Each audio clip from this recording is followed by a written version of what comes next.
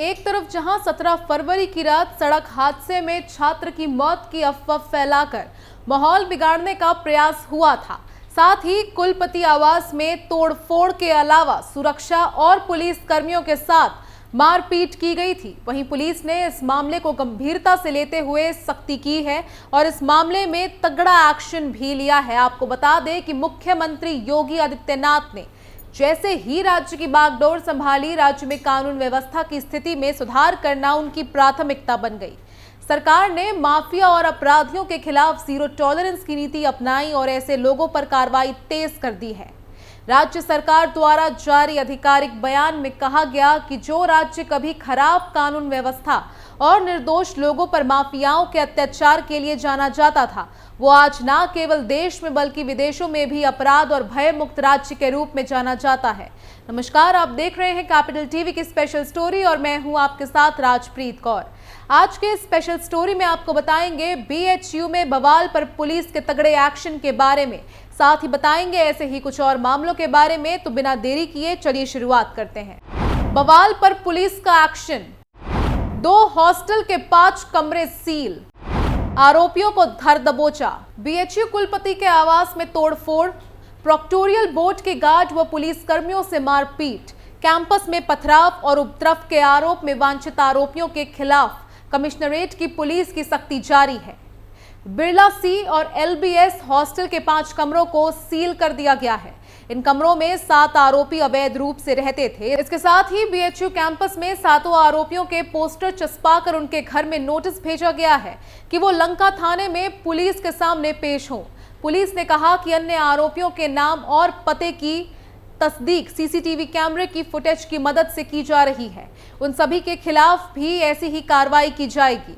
BHU campus में 17 फरवरी की रात उपद्रव के मामले में 12 नामजद और 200 अज्ञात के खिलाफ लंका थाने में मुकदमा दर्ज किया गया। पुलिस ने 18 फरवरी को 6 आरोपियों को गिरफ्तार कर जेल भिजवाया था।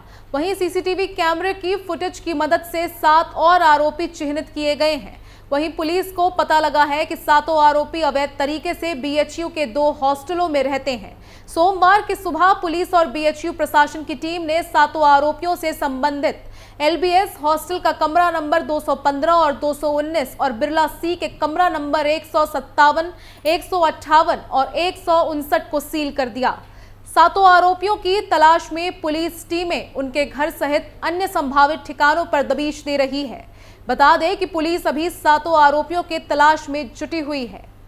7 थानों की फोर्स और 2 कंपनी पीएससी ने की गश्त। तो हॉस्टल के 5 कमरों को सील करने के लिए इंस्पेक्टर लंका शिवाकांत मिश्रा के अलावा 6 अन्य थानेदारों और 2 कंपनी पीएससी के जवानों के साथ एसीपी डॉक्टर अतुल कुमार अंजान बीएचयू पहुंचे थे।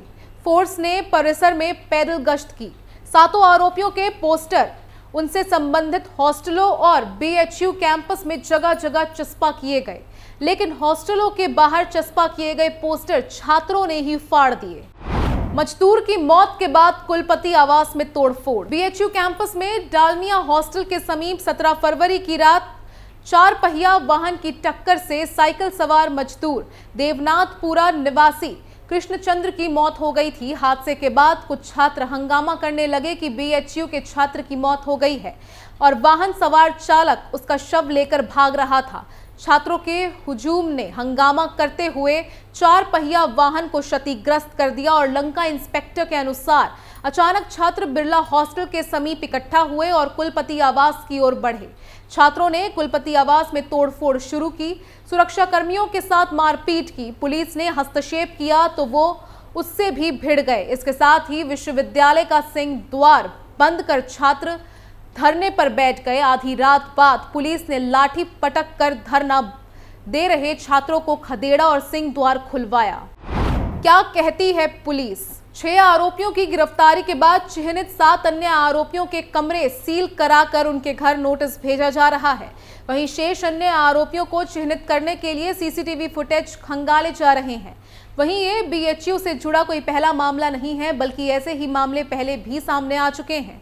चलिए उसके बारे में भी आपको विस्तार से हमारी स्पेशल स्टोरी में बताते हैं। दरअसल काशी हिंदू विश्वविद्यालय आईआईटी में एक छेड़खानी का सनसनीखेज मामला सामने आया था। बुधवार की देर रात परिसर में अपने दोस्त के साथ घूम रही आईआईटी की छात्रा के साथ कुछ मनबड़ बदमाशों ने मारपीट की और छेड़खानी करके उसका वीडियो बना लिया। इस घटना की खबर जैसे ही परिसर में हुई, पूरे परिसर के छात्र इकट्ठा होकर धरने पर बैठ गए। धरने पर बैठे छात्रों ने बताया कि ये बीएचयू में 2017 में हुई छेड़खानी की घटना से ज्यादा बड़ी घटना है। धरनारत छात्रों की माने तो परिसर में ऐसी घटनाएं रोजाना होती हैं, लेकिन सुरक्षा को लेकर यहां पर किसी तरह का कोई इंतजाम नहीं है। छेड़खानी की घटना की खबर सुनकर प्रशासन भी चौकन्ना हो गया है। मामले में एफआईआर दर्ज कराई गई है। दर्ज शिकायत के अनुसार आरोपियों ने छात्रा के कपड़े उतारे और किस किया, वहीं उन्होंने इसका वीडियो भी बनाया। छात्रा ने कराई एफआईआर दर्ज। एफआईआर में छात्रा ने बताया कि अपने hostel new girls IIT BHU से निकली थी। जैसे ही गांधी स्मृति छात्रावास चौराहे पर पहुंची, वहीं पर मेरा दोस्त मुझे मिला। हम दोनों साथ में जा रहे थे कि रास्ते में करमन बाबा मंदिर से करीब 300-400 मीटर के बीच एक बाइक आई जिस पर 3 लोग बैठे थे। उन लोगों ने अपनी बाइक वहीं खड़ी की और मुझे और मेरे दोस्त को अलग अलग कर दिया। मेरा मुंह पूरी तरह से दबा लिया, फिर एक कोने में लेकर गए। पहले मुझे किस किया, उसके बाद मेरे सारे कपड़े निकाल कर वीडियो और फोटो बनाई। जब मैं बचाव के लिए चिल्लाई तो मुझे मारने की धमकी दी। मेरा फोन नंबर भी लिया और 10 से 15 मिनट तक मुझे बंधक बनाए रखा। उसके बाद छोड़ दिया। वहीं छात्र ने आगे बताया, वहां से मैं अपने हॉस्टल के लिए भागी। पीछे से मुझे बाइक की आवाज सुनाई दी। मैं डरकर सामने प्रोफेसर के आवास के अंदर घुस गई। वहां पर 20 मिनट तक रुकी रही। उसके बाद मैंने प्रोफेसर से संपर्क किया तो उन्होंने मुझे अपने घर के गेट तक छोड़ा।